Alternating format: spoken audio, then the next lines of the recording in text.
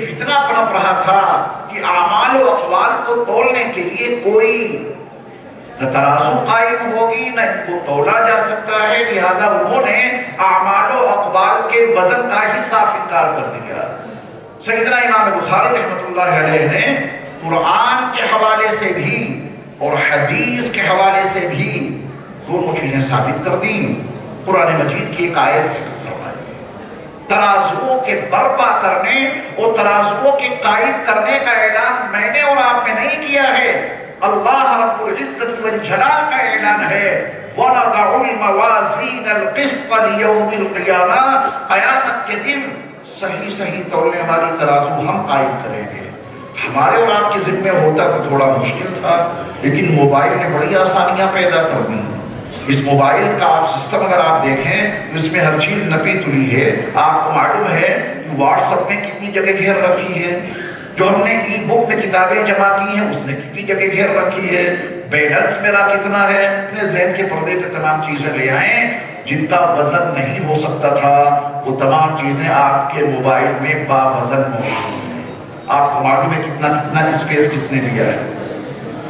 میں جس مائک سے ابھی خطاب کر رہا ہوں اس کا ایمپلیفائر کہیں نہیں رکھا ہوگا، آپ جا کے دیکھیں اس ایمپلیفائر کو، اس میں جو سوئی ہے نا، آپ سے میں آہستہ بولوں تو سوئی بھی آہستہ، آپ میری زبان سے لفظ بلند آواز سے نکلا وہ سوئی آگے ہو جائے گی، وہ سوئی میری آواز کا وزن کر رہی ہے، جتنا وزن یہاں ہوگا وہ سوئی وہاں بتائے گی کہ اس وقت اتنے وزن سے گفتگو کی جا رہی ہے۔ بسم اللہ الرحمن الرحیم، الحمد للہ رب العالمین والصلاة والسلام علی سید المرسلین وعلى آلہ واصحابہ وازواجہ وذریاتہ واہل بیتہ اجمعین، اما بعد فاعوذ باللہ من الشیطان الرجیم، بسم اللہ الرحمن الرحیم، وَأَنزَلْنَا إِلَيْكَ الذِّكْرَ لِتُبَيِّنَ لِلنَّاسِ مَا نُزِّلَ إِلَيْهِمْ وَلَعَلَّهُمْ يَتَفَكَّرُونَ۔ حضرات علماء کرام، مشائخ اعظام، میرے دینی اور اسلامی بھائیوں، عزیز طلباء اور پیارے بچوں، ہم اور آپ کس قدر سعادت مند اور خوش بخت ہیں کہ اللہ کی توفیق سے ہم اور آپ ایک ایسی نورانی، بابرکت اور مقدس مجلس میں شریک ہیں جس میں صحیح بخاری کی تکمیل ہونے جا رہی ہے۔ اللہ ہماری اور آپ کی اس حاضری کو اپنی بارگاہ میں اس عنوان سے قبول فرما لیں کہ اس پورے مجمع میں سے ایک ایک فرد کو مغفرت کی بھیک مل جائے۔ اللہ ہم سب سے راضی ہوں۔ بڑا احساس ہے کہ اس عظیم ادارے کے بانی، ادیب شہیر، محدث جلیل حضرت مولانا محمد سالم صاحب دامت برکاتہم العالیہ علالت کی وجہ سے اس عظیم اجلاس میں شرکت نہ فرما سکے۔ اللہ حضرت مولانا کو شفا، صحت، طاقت، قوت عطا فرمائے۔ ہم اور آپ اپنی حیثیت کو بھی سمجھ لیں۔ طلباء عزیز کے علاوہ جو ہمارے یہاں اور شرکاء ہیں ان کے تعلق سے، اور جو میری اپنی حیثیت ہے اس کے حوالے سے بھی، اس ادارے کے جس شیخ الحدیث نے یہ صحیح بخاری پڑھائی، تمام احادیث کا درس دیا، کیا وہ ان طلباء کو آخری حدیث نہیں پڑھا سکتے تھے؟ اور یہ طلباء جس درسگاہ میں صحیح بخاری کا درس لے رہے تھے، کیا اسی درسگاہ میں اس آخری حدیث کا درس نہیں لے سکتے تھے؟ امکان تو اس کا تھا، لیکن جس طرح کسی مسجد کے امام کسی ایک نماز میں آنے والے کسی مہمان کو صرف عزت دینے کے لیے نماز پڑھانے کے لیے ان کو بڑھا دیتے ہیں۔ بہت ممکن ہے اور ایسا ہوتا ہے کہ موجودہ امام آنے والے مہمان سے بہت اچھی نماز پڑھاتے ہیں، قرأت بھی بہت عمدہ ہے، اعتدال بھی بہت ہے، بس ایک اعزاز ہے، اس کے حوالے سے کسی مہمان کو آگے بڑھا دیتے ہیں۔ یہ تو میری حیثیت ہو گئی۔ عزیز طلباء کے علاوہ جو ہمارے سامعین یہاں شہر سے دیگر مقامات سے آئے ہیں، آپ کو بھی اپنی حیثیت کا احساس رہنا چاہیے۔ اعلیٰ درجہ تو یہی ہے کہ تکبیر اولیٰ کے ساتھ نماز میں شرکت کی جائے، لیکن اگر کوئی صاحب قائد اخیرہ میں بھی شامل ہو جائیں تب بھی ان کو جماعت کا ثواب مل جاتا ہے۔ آپ تمام حضرات کو اس ختم بخاری کی تقریر میں جو مدعو کیا گیا، پیغام پہنچایا گیا اور آپ تشریف لائے، تو آپ کے لیے تو عملاً یہ ممکن نہ تھا کہ آپ بخاری کے ابتدا سے انتہا تک درسگاہ میں شریک ہوتے۔ حضرت مولانا محمد سالم صاحب دامت برکاتہم العالیہ نے آپ کے لیے اتنا انتظام ضرور کر دیا کہ جس طرح ایک نمازی قائد اخیرہ میں شریک ہونے کے بعد جماعت کا ثواب پا لیتا ہے، انشاءاللہ اسی طرح آپ کو ختم بخاری کی مجلس میں شرکت کی بنیاد پر اس کا ثواب ضرور مل جائے گا۔ نبی آخر الزماں حضرت محمد صلی اللہ علیہ وسلم نے قیامت تک برپا ہونے والے انسانوں کی ہدایت کے لیے جو دو چیزیں چھوڑیں، ایک کتاب اللہ اور ایک سنت رسول اللہ۔ یہ جو احادیث مبارکہ ہیں، جو رسول اللہ صلی اللہ علیہ وسلم کے فرمودات ہیں، جو آپ کی ارشادات ہیں، ان دونوں کا مصدر ایک ہے۔ قرآن مجید بھی اللہ کی طرف سے، اقوال مصطفیٰ بھی اللہ کی طرف سے۔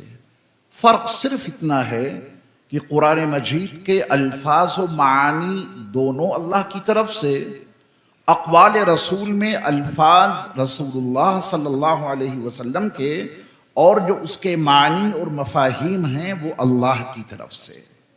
اور یہ ذمہ داری اللہ رب العزت والجلال نے اولین نزول وحی کے موقع پر ہی لے لی تھی۔ لا تحرک به لسانک لتعجل به ان علینا جمعہ وقرآنہ فَإِذَا قَرَأْنَاهُ فَاتَّبِعْ قُرْآنَهُ ثُمَّ إِنَّ عَلَيْنَا بَيَانَهُ۔ ان آیات میں اللہ رب العزت نے جب کوہ طور سے حضرت موسیٰ علیہ السلام کو مصر میں فرعون کے پاس بھیجا، تو آپ حضرات کے علم میں یہ بات ہے کہ اس وقت تک اللہ نے حضرت موسیٰ علیہ السلام کو تورات نامی کتاب عطا نہیں کی تھی۔ تورات کم ملی، آپ کے علم میں ضرور اس کا واقعہ ہوگا کہ اللہ تعالیٰ نے حضرت موسیٰ علیہ السلام کو تورات کب عطا کی۔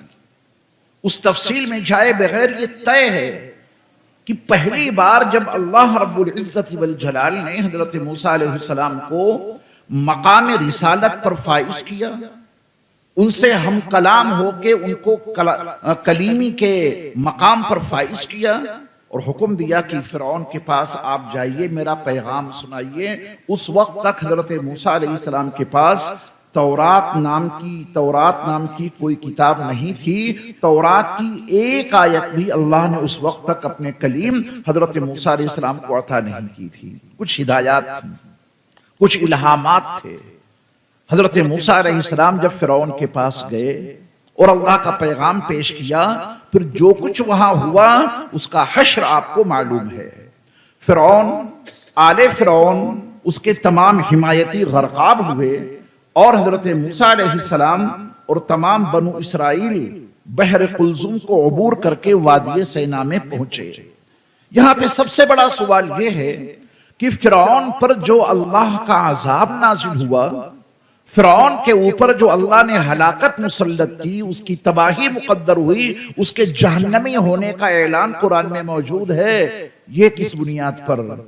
کتاب الہی کے انکار کی بنیاد پر یا قول رسول حدیث موسیٰ کے انکار کی بنیاد پر؟ بتائیں۔ جب تورات اس وقت موجود ہی نہ تھی تو فرعون نے تورات کا انکار نہیں کیا تھا۔ حضرت موسیٰ علیہ السلام نے فرعون کے سامنے، فرعونیوں کے سامنے، آل فرعون کے سامنے، اہل مصر کے سامنے تورات کی ایک آیت بھی نہیں سنائی تھی، کیونکہ آپ کو اس وقت تک تورات ملی ہی نہیں تھی۔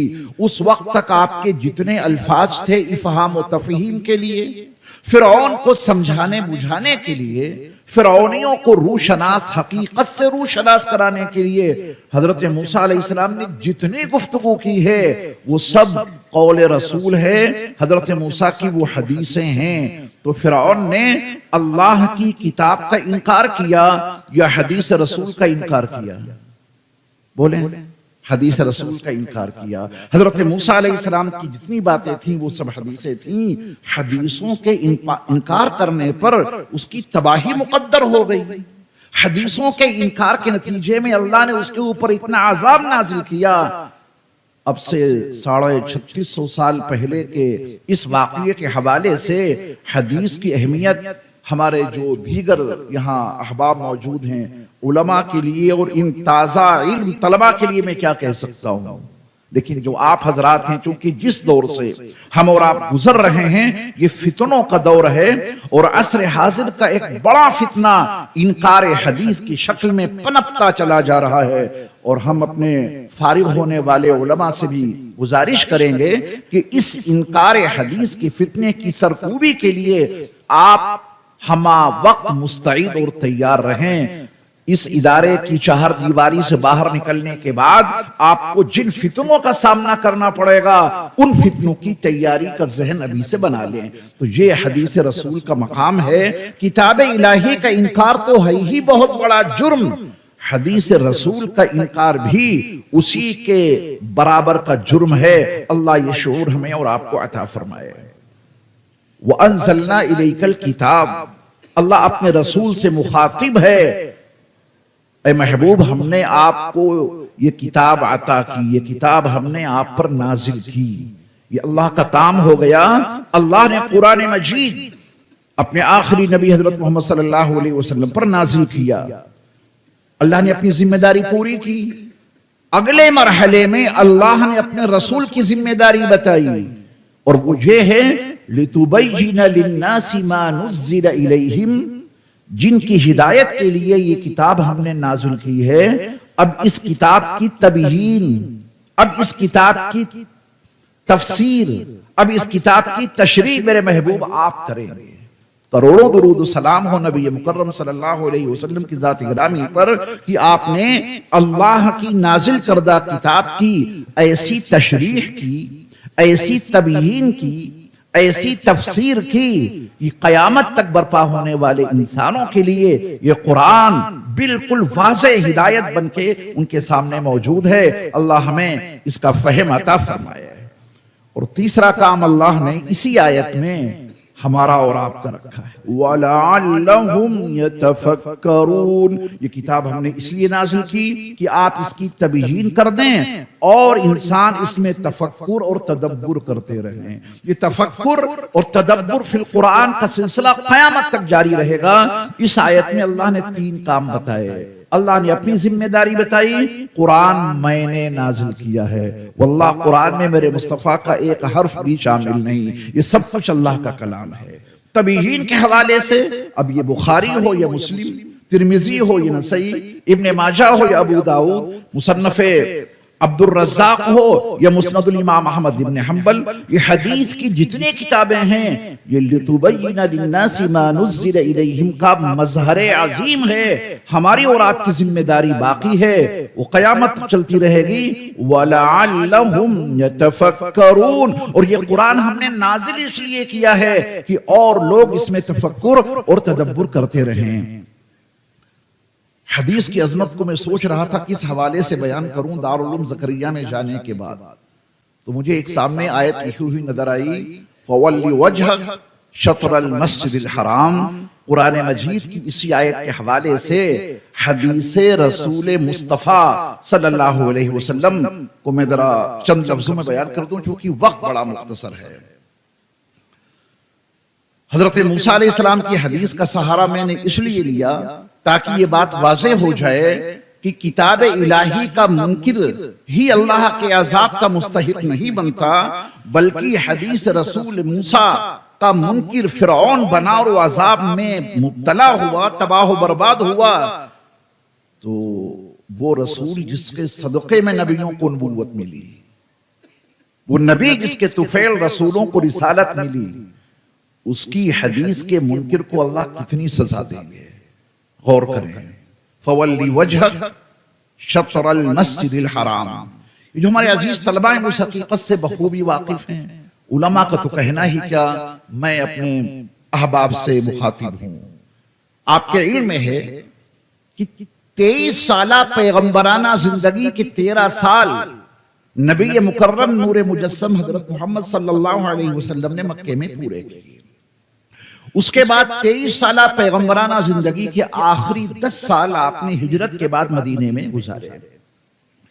ہجرت کے بعد 17 مہینوں تک رسول مکرم صلی اللہ علیہ وسلم اور آپ کے تمام صحابہ اہل ایمان کدھر منہ کر کے نماز پڑھتے تھے؟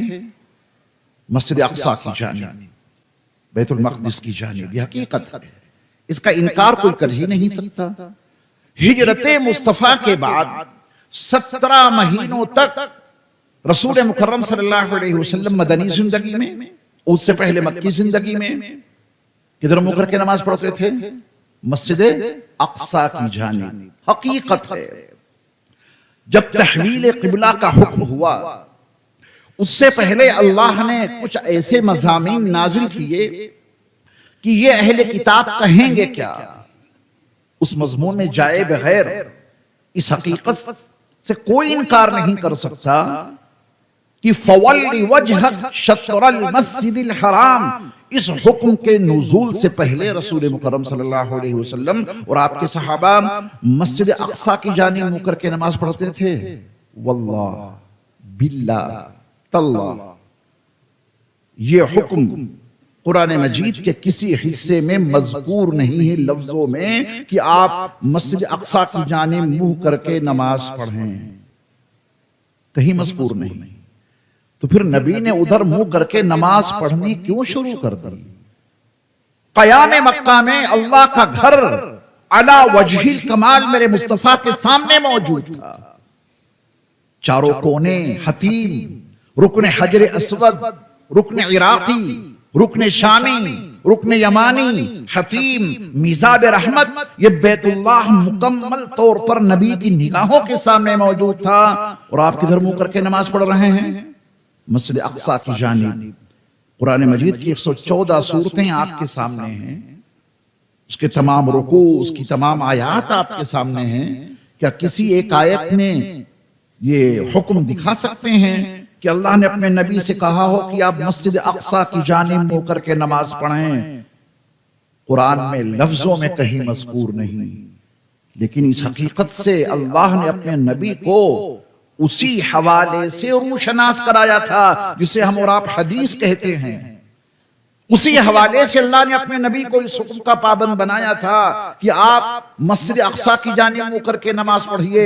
تب میرے مصطفیٰ صلی اللہ علیہ وسلم مسجد اقصی کی جانب منہ کر کے نماز ادا کرتے رہے، مکے میں بھی اور ہجرت کے بعد مدینہ منورہ میں بھی۔ کہ اگر آپ ایمان کی ترتیب دیکھیں گے تو قرآن پہ ایمان لانا بعد میں ہے، حدیث پر ایمان لانا پہلے۔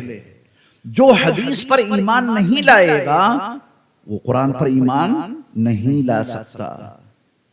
آپ کے علم میں واقعہ ضرور ہوگا کہ جب 3 سالہ خفیہ دعوت کے دور کے بعد اللہ نے اپنے آخری نبی حضرت محمد صلی اللہ علیہ وسلم کو علل اعلان دعوت دینے کا مکلف بنایا، تب رسول مکرم صلی اللہ علیہ وسلم کہاں تشریف لے گئے تھے؟ کوہ صفا۔ وہاں جا کے آپ نے ایک اعلان کیا، وہ اعلان آپ کے علم میں ضرور ہوگا۔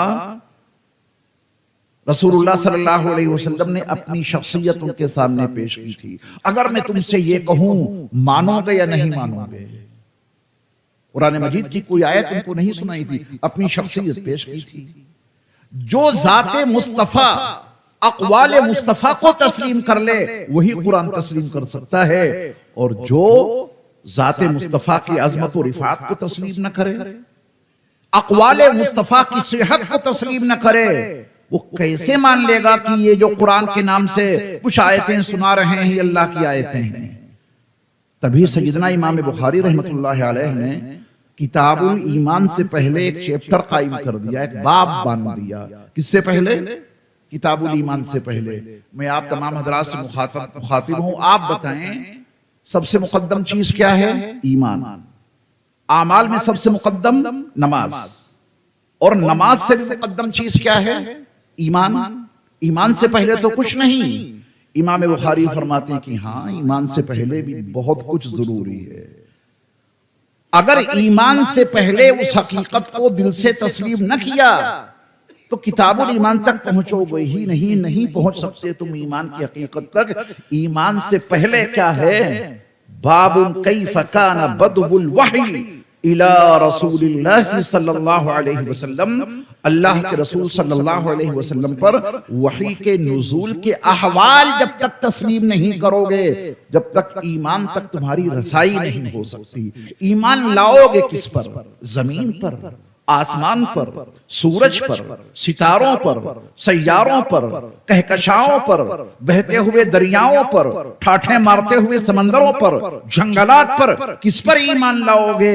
ایمان لاؤ گے اسی پر جسے زبان مصطفیٰ کہے، اور زبان مصطفیٰ کی حقیقت کو تسلیم کرنے سے پہلے نظام وحی کو تسلیم کرنا پڑے گا۔ جو نظام وحی کا منکر ہو اس کی رسائی ایمان تک نہیں ہو سکتی۔ تب امام بخاری رحمۃ اللہ علیہ نے کتاب الایمان بعد میں پیش کیا ہے۔ ہمارے اور آپ کے لیے تو ایمان سب سے مقدم ہے۔ امام بخاری فرماتے نہیں، ایمان سے پہلے نظام وحی کو تسلیم کرنا ضروری ہے، اور نظام وحی کو تسلیم کرنا اگر میں سمیٹ کر ایک جملے میں بیان کر دوں تو وہ یہ ہے: شخصیت مصطفیٰ، اقوال مصطفیٰ کو دل سے تسلیم کرنا۔ اس کے بغیر تو ایمان تک رسائی نہیں ہو سکتی۔ چلیے، وقت بہت کم ہے، میں وقت کا خاص خیال رکھنے کی کوشش کر رہا ہوں، لیکن اس حقیقت سے آپ بخوبی واقف ہیں کہ کسی بھی چیز کا تتمہ اور کسی بھی چیز کا تکمیلہ اس کے ابتدائیہ کے بغیر نہیں سمجھا جا سکتا۔ کسی بھی چیز کا تتمہ اور کسی بھی چیز کا تکمیلہ تب سمجھ میں آئے گا جب اس کا ابتدائیہ علم میں رہے۔ تو ابتدائیہ میں امام بخاری رحمۃ اللہ علیہ نے جو باب قائم کیا ہے اس میں 7 حدیثیں ذکر کی ہیں۔ کتنی حدیثیں ہیں ان حضرات کو تو معلوم ہے، طلباء کو آپ یاد رکھیے تاکہ کچھ نہ کچھ بخاری کے درس میں آسان لفظوں میں آپ کی بھی شرکت ہو جائے۔ امام بخاری رحمۃ اللہ علیہ کا جو مزاج ہے وہ دراصل قرآن کی تبیین اور تشریح، احادیث رسول کے حوالے سے بڑا اہتمام کیا ہے اس بات کا امام بخاری رحمۃ اللہ علیہ نے۔ قرآن مجید کی سورتوں میں جو سب سے پہلی سورت ہے سورۃ الفاتحہ، اس میں کتنی آیتیں ہیں؟ 7۔ اب امام بخاری رحمۃ اللہ علیہ کی عظمت کو سلام، انہوں نے جو پہلا باب قائم کیا جو سورۃ الفاتحہ کے متوازی، سورۃ الفاتحہ کے بالمقابل سمجھیے اپنے ذہن میں، اس میں حدیثیں کتنی ذکر کی؟ 7، تاکہ سورۃ الفاتحہ سے کچھ مناسبت ہو جائے۔ سورۃ الفاتحہ قرآن مجید کی پہلی سورت ہے جس میں 7 آیتیں ہیں، تو بخاری کا جو سب سے پہلا باب ہے اس میں امام بخاری رحمۃ اللہ علیہ نے کتنی حدیثیں ذکر فرمائیں؟ 7۔ اب جو سب سے پہلی حدیث ہے، حسن دیکھیے امام بخاری رحمۃ اللہ علیہ کا جو سب سے پہلی حدیث ہے اس کو بھی بخاری شریف میں 7 مقامات پر لائے ہیں۔ پہلی حدیث کتنے مقامات پر ہے؟ 7 مقامات پر۔ اب ذرا اگلی بات توجہ سے سنیں گے طلباء میں تو صلاحیت پوری ہے، آپ توجہ سے سنیے گا۔ صحیح بخاری میں جو یہ پہلی حدیث 7 مقامات پر ہے، 6 مقامات پر امام بخاری نے یہ حدیث مکمل ذکر کی ہے، مکمل۔ وہ جو سب سے پہلی حدیث بخاری کی وہ ناقص ہے، مکمل نہیں ہے۔ کیا امام بخاری رحمۃ اللہ علیہ کوئی حدیث یاد نہیں تھی کیا؟ باب کیف کان رسول اللہ صلی اللہ علیہ وسلم، یہ باب قائم کر کے امام بخاری علیہ الرحمہ نے جو پہلی حدیث ذکر کی ہے وہ پہلی حدیث میں ہی کمی کیوں ہے؟ اس میں سے یہ 2 جملے کیوں غائب ہیں؟ فہجرتہ الی اللہ ورسولہ، فہجرتہ الی اللہ ورسولہ، یہ پہلی حدیث سے کیوں غائب ہے؟ فمن کانت ہجرتہ الی اللہ ورسولہ فہجرتہ الی اللہ ورسولہ، یہ جملہ پہلی حدیث میں کیوں نہیں ہے؟ باقی 6 مقامات پر تو ہے۔ یہ نہیں کہہ سکتے کہ ان کو یہ حدیث اس وقت یاد نہیں تھی جب لکھ رہے تھے پہلی حدیث۔ آپ بتائیں پہلی حدیث میں جملہ ہے فمن کانت ہجرتہ الی اللہ ورسولہ فہجرتہ الی اللہ ورسولہ، یہ کیوں نہیں؟ اگر آپ نے اس کو سمجھ لیا تو ترجمۃ الباب اپنے آپ واضح ہو جائے گا۔ 6 مقامات پہ امام بخاری علیہ الرحمہ نے یہ حدیث پوری ذکر کی ہے، اور پہلی حدیث سے یہ جملہ غائب ہے فہجرتہ الی اللہ ورسولہ۔ یہ جملہ کیوں غائب ہے؟ تو میں نے عرض کیا کہ کسی بھی چیز کا تتمہ اور تکملہ سمجھنے کے لیے اس کا ابتدائیہ جاننا ضروری ہے۔ عام طور پہ اس حقیقت کا اظہار کیا جاتا ہے، اس حقیقت سے انکار ناممکن ہے کہ پہلی حدیث میں اخلاص نیت کا درس ہے، یقیناً ہے، اس سے کون انکار کر سکتا ہے؟ لیکن امام بخاری رحمۃ اللہ علیہ نے تو آگے چل کر اخلاص نیت کا ایک مستقل باب قائم کیا اور اس کے تحت اسی حدیث کو ذکر کیا۔ اگر اخلاص نیت کے حوالے سے اس حدیث کو سمجھنا ہے تو امام بخاری کو پورا چیپٹر پڑھ لینا، جسے اخلاص نیت کے عنوان سے خود آپ نے قائم کیا اور اس کے تحت میں آپ نے حدیث ذکر کی ہے۔ پہلا باب کیا ہے؟ پہلا باب ہے باب کیف کان بدء الوحی الی رسول اللہ صلی اللہ علیہ وسلم۔ یہ پہلا باب ہے نبی پر وحی کے نزول کے احوال کیا ہیں، صرف کیفیت مراد نہیں ہے۔ تمام شارحین حدیث اس بات پر متفق ہیں کہ یہاں پر کیفہ سے مراد صرف کیفیت نہیں ہے، جملہ احوال وحی، احوال نزول وحی۔ یہ پہلا باب ہے، تو ترجمۃ الباب کیسے ثابت ہو؟ امام بخاری نے پہلا باب اخلاص نیت کے لیے نہیں قائم کیا ہے، پہلا باب قائم کیا ہے نزول وحی کے احوال بیان کرنے کے لیے۔ تو نزول وحی کے احوال اس پہلی حدیث سے انما الاعمال بالنیات کے حوالے سے نزول وحی کے احوال کیسے ثابت ہوں؟ کوئی مضمون ہے اس میں؟ نزول وحی کے احوال کا کوئی مضمون اگر پہلی حدیث میں آپ کو مل جائے تو آپ کہہ سکتے ہیں دیکھیے یہ حصہ باب سے متعلق ہے، اس سے ترجمۃ الباب ثابت ہو جائے گا، اس سے نزول وحی کی کیفیت، اس سے نزول وحی کے احوال معلوم ہو جائیں گے۔ حدیث کا یہ حصہ ہے ترجمۃ الباب کے حوالے سے دکھا سکتے ہیں آپ۔ جلد ثانی ہے آپ کے پاس، جلد اول اگر آپ کھولیں گے تو اس حدیث میں تو آپ کو کوئی ایسا لفظ نہیں ملے گا کہ جس سے آپ ترجمۃ الباب ثابت کر سکیں، نزول وحی کی کیفیت، نزول وحی کی حالت بتا سکیں۔ ہے کوئی ایسا لفظ؟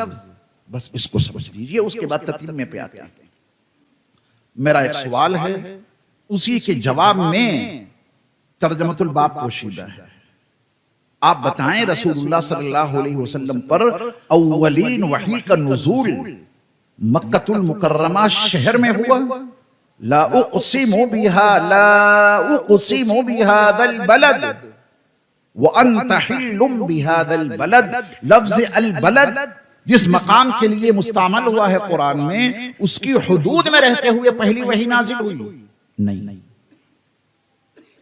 اولین وحی کا نزول رسول مکرم صلی اللہ علیہ وسلم کے گھر میں ہوا، اس گھر میں جہاں زینب پیدا ہوئی، اس گھر میں جہاں رقیہ پیدا ہوئی، اس گھر میں جہاں ام کلثوم پیدا ہوئی، اس گھر میں جہاں فاطمۃ الزہرا پیدا ہوئی، حضرت خدیجہ کا گھر تھا وہ، کیا اس گھر میں پہلی وحی نازل ہوئی؟ نہیں۔ حدود مکہ، مکہ المکرمہ شہر کی حد میں پہلی وحی نازل نہیں ہوئی۔ رسول مکرم صلی اللہ علیہ وسلم کا جو مبارک گھر تھا جس میں آپ قیام پذیر رہتے تھے، اس میں بھی پہلی وحی نازل نہیں ہوئی۔ اولین وحی کا نزول کہاں ہوا؟ شہر مکہ سے تقریباً 3 میل کے فاصلے پر واقع جبل نور، جبل نور کی آخری چوٹی پر بنے ہوئے غار حرا میں اولین وحی کا نزول ہوا۔ اس حقیقت سے اتفاق ہے نا، وہ تو کرنا ہی پڑے گا کہ پہلی وحی البلد الامین کی حدود میں نازل نہیں ہوئی، پہلی وحی رسول مکرم صلی اللہ علیہ وسلم کے دولت قدے میں نازل نہیں ہوئی، پہلی وحی شہر مکہ میں نازل نہیں ہوئی۔ پہلی وحی کہاں نازل ہوئی؟ جبل نور کی آخری چوٹی پر بنے ہوئے غار حرا میں. یہ حقیقت ہے. اب دیکھیں آپ ترجمۃ الباب آسان لفظوں میں، رسول اللہ صلی اللہ علیہ وسلم نے اپنا گھر چھوڑا اور اللہ کے رسول علیہ السلام نے اپنا در چھوڑا، شہر مکہ چھوڑا اور اپنے گھر سے ہجرت کی، شہر مکہ سے ہجرت کی. اور کہاں تشریف لے جاتے تھے؟ جبل نور کی آخری چوٹی پر بنے ہوئے غار حرا میں. یہ ہجرت مصطفیٰ ہے، یعنی اولین وحی کا نزول ہجرت مصطفیٰ کی حالت میں ہوا. اولین وحی کا نزول ہجرت مصطفیٰ کی حالت میں ہوا. اولین وحی نازل ہوئی جب رسول مکرم صلی اللہ علیہ وسلم اپنے گھر در اور اپنے شہر سے ہجرت کر کے جبل نور کی آخری چوٹی پر بنے ہوئے غار حرا میں موجود تھے.